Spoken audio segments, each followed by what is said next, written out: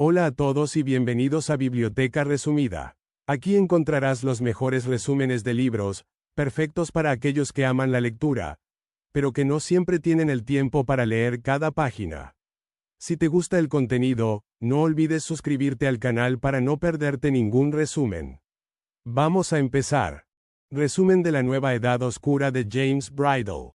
Capítulo 1. Caída en el abismo. La frase resonaba sin cesar desde el altavoz del ordenador. Ojalá la tecnología inventase alguna manera de contactar contigo en caso de emergencia.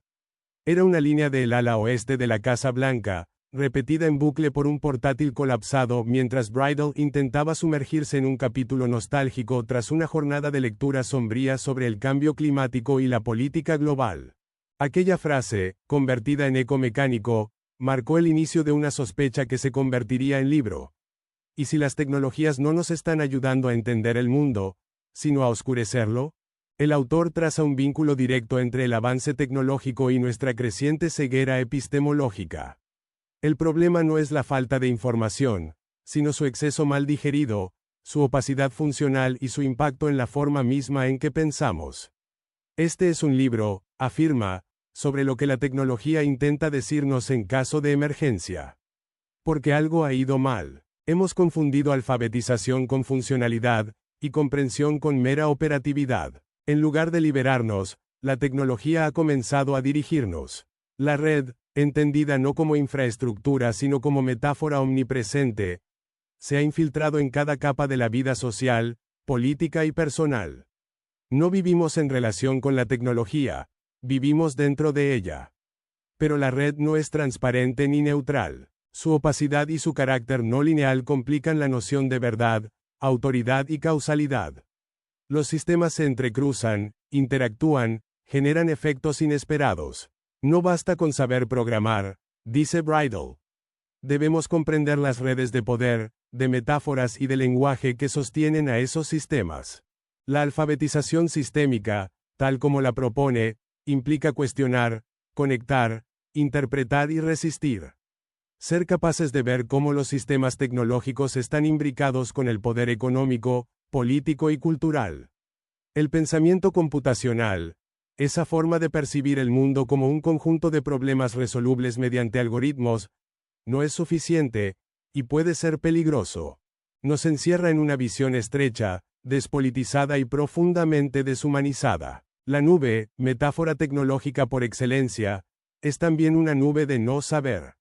Está hecha de servidores físicos, cables submarinos, jurisdicciones legales ambiguas, territorios disputados y relaciones de poder.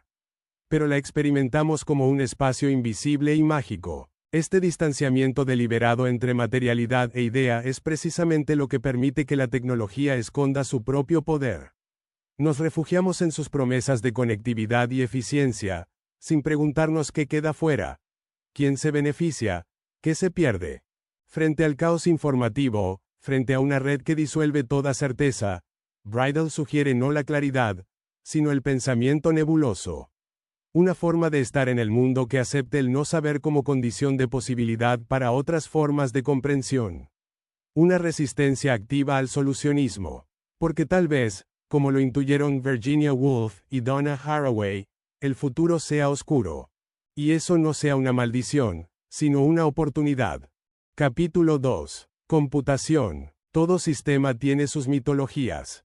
La computación, ese gran sistema contemporáneo, también posee las suyas. James Bridle nos lleva de regreso a 1884, cuando John Ruskin, con sensibilidad casi profética, describía una nube de peste sobre Inglaterra. No era solo una nube física. Era un presagio, un síntoma de decadencia moral y social. Su color, su textura, su luz distorsionada, revelaban algo más profundo que el clima. Hablaban de la transformación espiritual de una época. Esa nube prefiguraba la lógica de la información moderna. Una mezcla de fenómeno físico y sistema simbólico. Años después, Alexander Graham Bell, al inventar el fotófono, un aparato que transmitía voz humana mediante rayos de sol, describía con asombro cómo, escuchaba, el paso de una nube. Su entusiasmo era casi místico. La luz hablaba, vibraba, cantaba. Y sin saberlo, Bell inauguraba una época en la que la luz sería portadora de información. Cables de fibra óptica, satélites, redes globales. La computación, la idea de pensar mediante máquinas, tiene sus raíces en este deseo de traducir el mundo en señales, operaciones, datos. Pero sus aplicaciones más decisivas no fueron poéticas, sino militares. Durante la Primera Guerra Mundial, Louis Fry Richardson imaginó que, mediante operaciones matemáticas suficientemente complejas, era posible predecir el clima. Con lápiz y papel, intentó calcular los vientos de Europa, encerrado en una cabaña húmeda entre bombardeos. No tuvo éxito, pero el método fue revolucionario. Dividir el mundo en células y aplicar algoritmos sobre cada una. Fue el embrión de la simulación computacional. Décadas más tarde, el ENIAC haría realidad ese sueño. Enorme, costoso, militar. Sus luces parpadeaban como latidos artificiales. Sus operadores vivían dentro de él, respiraban su calor. Se convirtió en un tótem de la modernidad. Pero no era solo un objeto técnico. Era una expresión de poder. Una máquina para calcular trayectorias de bombas, prever el clima, simular explosiones nucleares. No se trataba de pensar mejor el mundo, sino de controlarlo. Vannevar Bush propuso el MEMEX, un escritorio que reunía todos los documentos de una persona y los hacía accesibles mediante enlaces. Fue la prefigurización del hipertexto, y con él, de la web. Bush veía en la computación un modo de civilizar el conocimiento. Von Neumann, más pragmático y sombrío, veía una herramienta para predecir todos los procesos estables y controlar todos los inestables. Así nació la lógica del control total. Computar no era solo predecir, era intervenir, modificar el tiempo, modelar el futuro, y poco importaban los riesgos morales, las zonas grises o las consecuencias no intencionadas. Si podía hacerse, se haría. Bridle nos muestra cómo esta lógica se deslizó hacia la administración civil. Sabre, el sistema de reservas de aerolíneas, heredó la estructura de SAGE, el sistema de defensa aérea. Las mismas tecnologías de simulación y predicción ahora gestionaban vuelos, hoteles, clientes. El mundo se convirtió en un tablero de datos. Pero con esa transición se perdió algo esencial: la inteligibilidad. Los sistemas se volvieron demasiado grandes, demasiado rápidos, demasiado autónomos. Las decisiones ya no eran entendidas por sus propios programadores. El pensamiento computacional se volvió una fe. Y las máquinas que lo sustentaban, nuevas cajas negras. Capítulo 3. Clima. El clima se convirtió en el laboratorio privilegiado del pensamiento computacional. Era impredecible, inabarcable, fluido. Justo por eso, se volvió el objeto ideal para el control algorítmico. Si la máquina podía prever el clima, podría preverlo todo. Esa fue la lógica que impulsó décadas de inversión científica, militar y tecnológica. Bridle reconstruye esa historia como una genealogía de la ambición humana. Richardson soñando con auditorios de humanos computando vientos. Von Neumann incorporando algoritmos a las bombas termonucleares. Zwiefke imaginando estaciones meteorológicas conectadas globalmente para modelar todo el planeta. El clima, convertido en simulación. Pero esa simulación tenía consecuencias. Cuando el SAGE, diseñado para interceptar misiles, confundía bandadas de pájaros con ataques soviéticos, no solo fallaba una máquina, fallaba una epistemología. La diferencia entre realidad y modelo comenzaba a borrarse, como si bastara con simular algo para que existiera. Esa misma lógica fue absorbida por el mercado. Sabre, heredero civil de SAGE, administra ahora los viajes de millones de personas. Aviones, hoteles, autos de alquiler. Todo regulado por un sistema informático creado para evitar la guerra nuclear. Bridle subraya la ironía. Las tecnologías de control, ahora recicladas como logística capitalista. Pero el problema no es solo histórico, es estructural. Cuanto más dependemos de los modelos, más olvidamos sus límites. El cambio climático es el ejemplo más brutal. A pesar de décadas de simulaciones, la acción política sigue estancada. Los modelos predicen, los gobiernos no actúan. La fe en la predicción ha reemplazado la voluntad de transformación. Y la paradoja se intensifica. cuanto más se modela el mundo, más irreal se vuelve.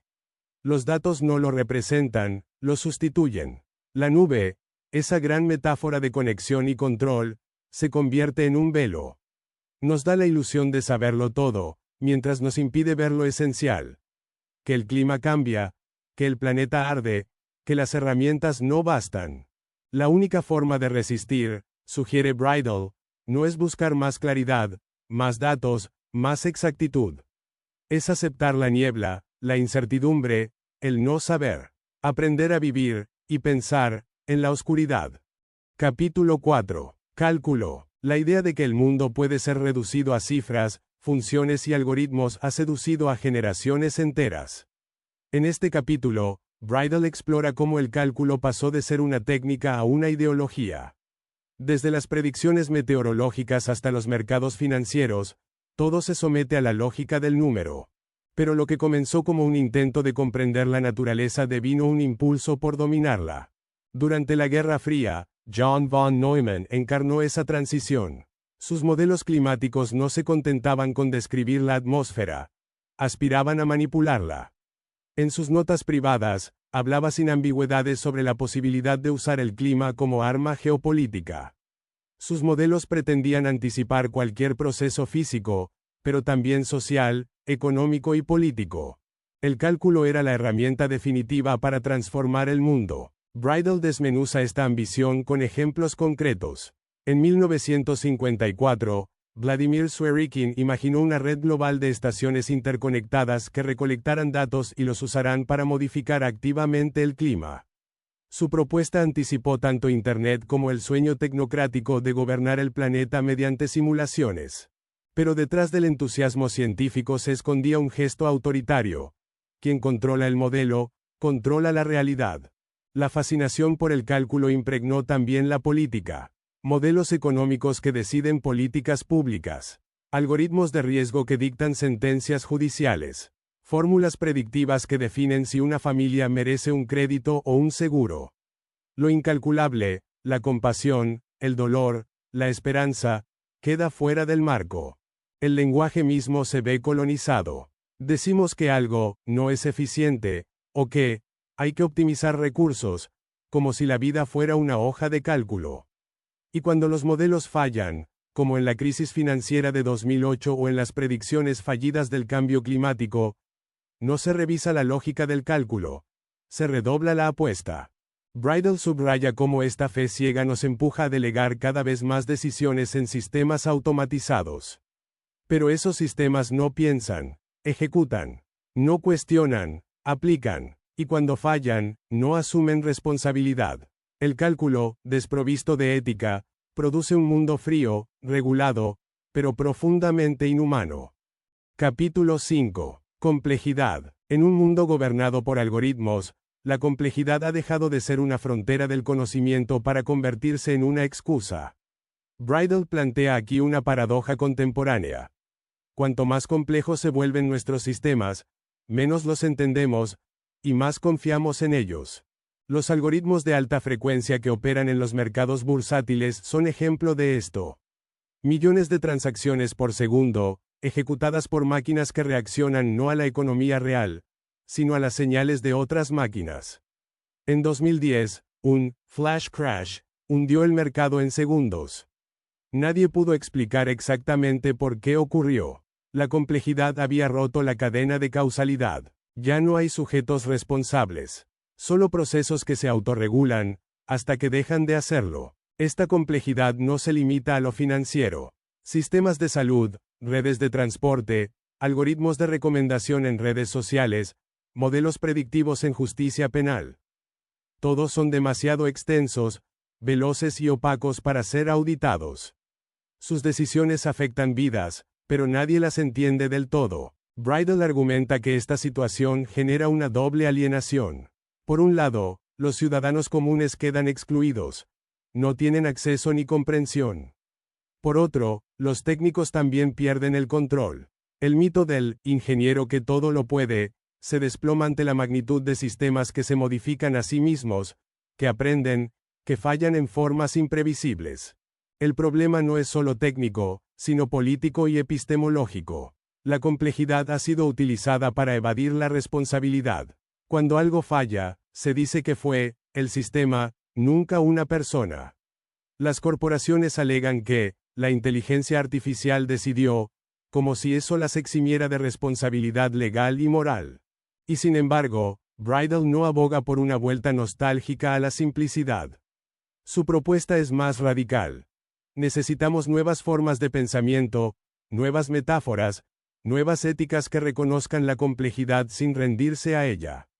Aceptar que no todo puede ser comprendido, pero que todo debe ser cuestionado. La clave está en la transparencia y la rendición de cuentas. Un sistema puede ser complejo, pero debe poder explicarse. Puede ser técnico, pero no debe estar despolitizado. Porque si no podemos entender lo que nos gobierna, no estamos en una democracia, sino en una tecnocracia opaca. Capítulo 6. Cognición. La mente humana, como sistema de procesamiento de información, ha sido reinterpretada a través del prisma del pensamiento computacional.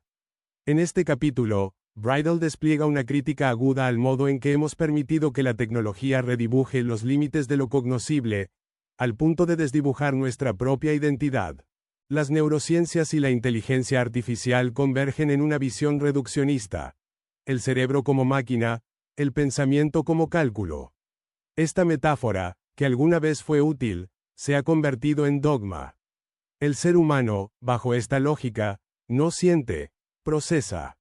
No imagina, simula. Y si no es más eficiente que un algoritmo, ¿para qué conservarlo?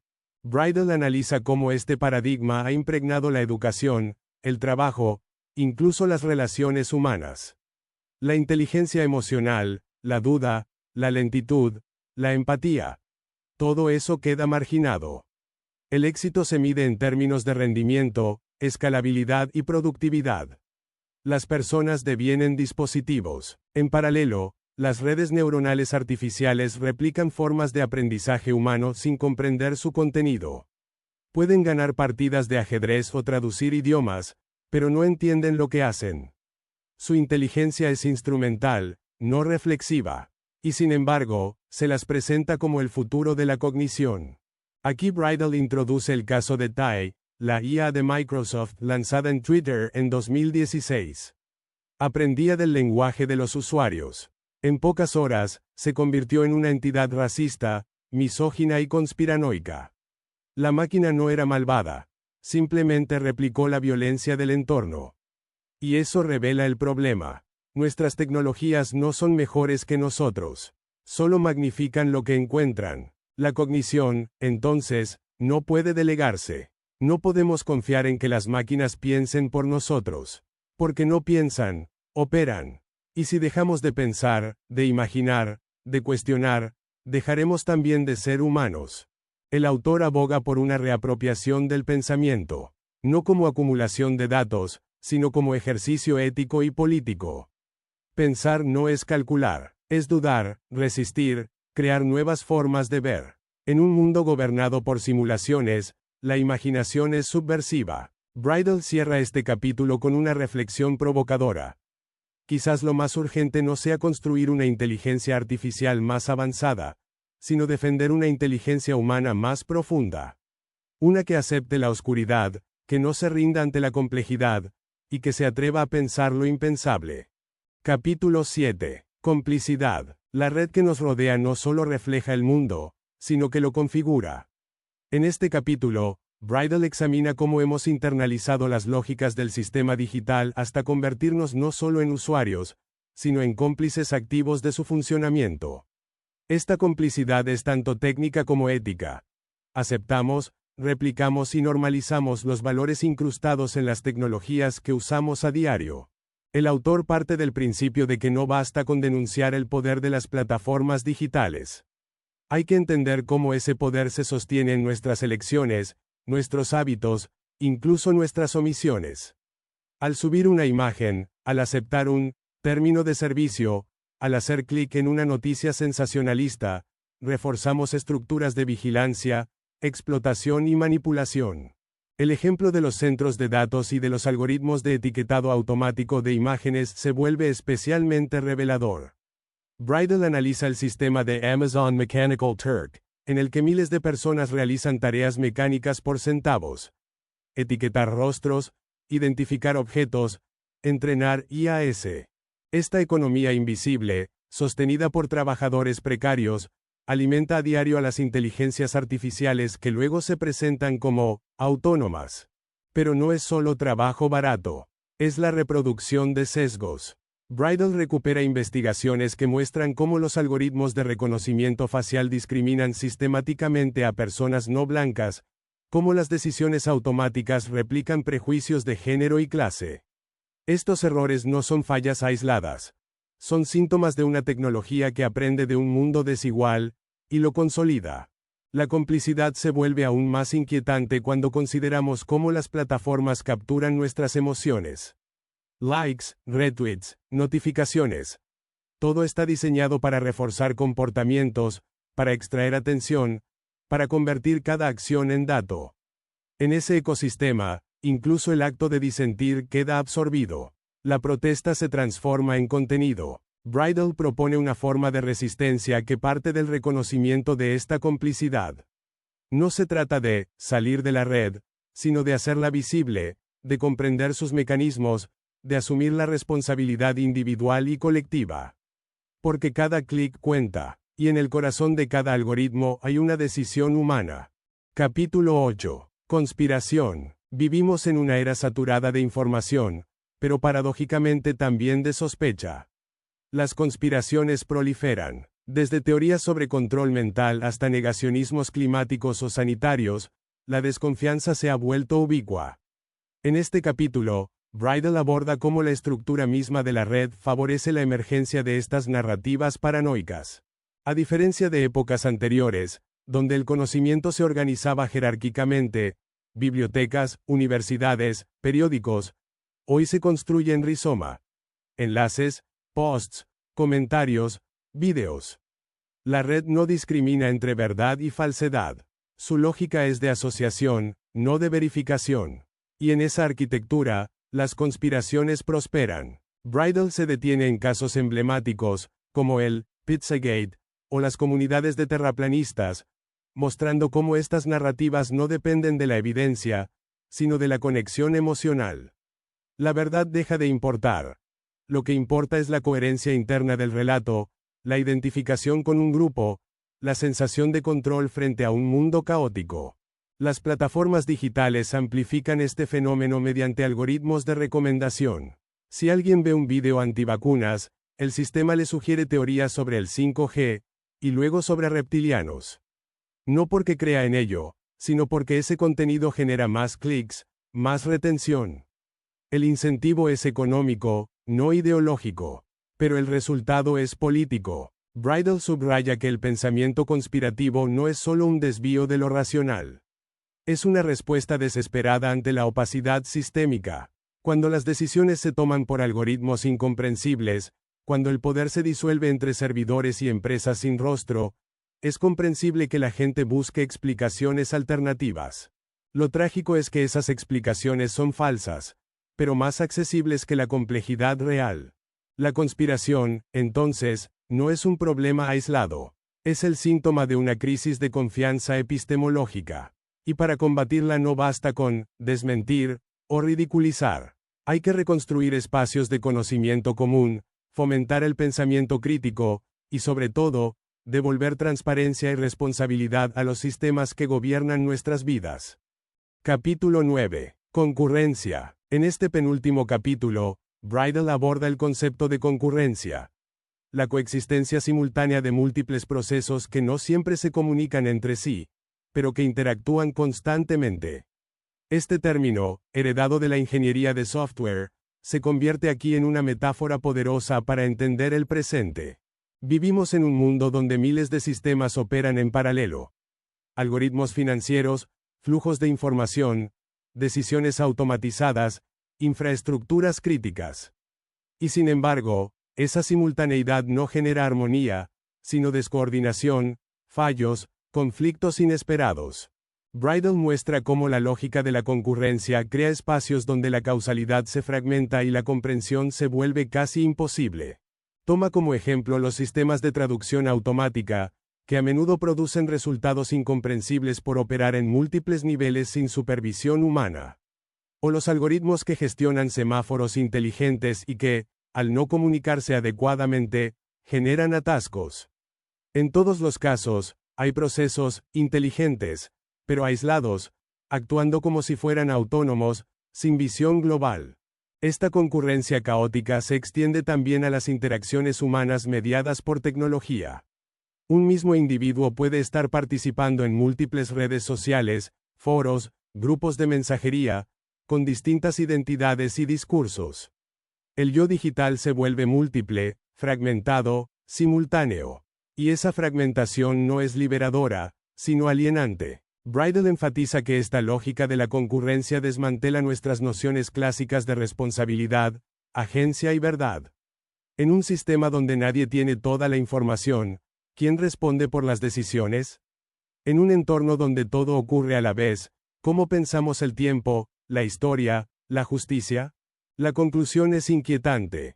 La red no es un espacio de transparencia, sino un campo de concurrencias opacas. La solución no está en simplificar, sino en desarrollar herramientas éticas y cognitivas que nos permitan navegar esa simultaneidad sin perdernos en ella. Capítulo 10. Cirros y cúmulos. En el cielo hay dos tipos de nubes. Las cirros son finas, altas, casi transparentes. Las cúmulos, densas, bajas, pesadas. Ambas son signos. Ambas anuncian futuros posibles. En el cierre del libro, Bridle elige esta imagen atmosférica para reconfigurar nuestras nociones de conocimiento, tecnología y esperanza. Porque si la red se presenta como nube, ¿qué clase de nube es? ¿Una forma ligera de conexión? ¿O una masa densa de opacidad? A lo largo del capítulo, el autor retoma muchas de las ideas sembradas previamente: la niebla epistémica, la complejidad inabordable, la ilusión del cálculo, pero las reencuadra bajo una perspectiva más introspectiva, casi espiritual. El conocimiento no puede ser una acumulación infinita de datos. Tiene que ser una forma de estar en el mundo. Y, para ello, debemos aprender a leer las nubes, no como científicos que buscan predicción, sino como poetas que buscan sentido. Bridle comparte su experiencia observando el cielo desde Grecia, donde vivía mientras escribía el libro. Desde ese lugar, saturado de historia, de sol y de ruinas, descubre que los satélites y las tecnologías meteorológicas apenas pueden decirle algo del mundo inmediato que lo rodea. Son instrumentos abstractos que flotan lejos, que traducen la realidad en cifras, pero no la comprenden. Mientras tanto, los pescadores, los agricultores y los caminantes leen el cielo con los ojos, con el cuerpo, con la memoria. Ven nubes que no están en ninguna app. Intuyen cambios que ningún algoritmo predice. En este contraste entre la tecnología distante y la sabiduría local, Bridle encuentra una metáfora central. No podemos delegar el conocimiento al sistema. La red puede ser útil, pero no debe reemplazar la experiencia encarnada, la percepción directa, la responsabilidad ética. Porque las tecnologías no solo representan el mundo, también lo transforman. Y, al hacerlo, pueden borrarlo. Los cirros y los cúmulos se convierten, entonces, en una clave para pensar nuestras relaciones con el futuro. Los cirros son elegantes pero mentirosos. Anuncian un cielo limpio mientras esconden perturbaciones. Los cúmulos, en cambio, son más caóticos, más honestos. Contienen humedad, sombra, posibilidad.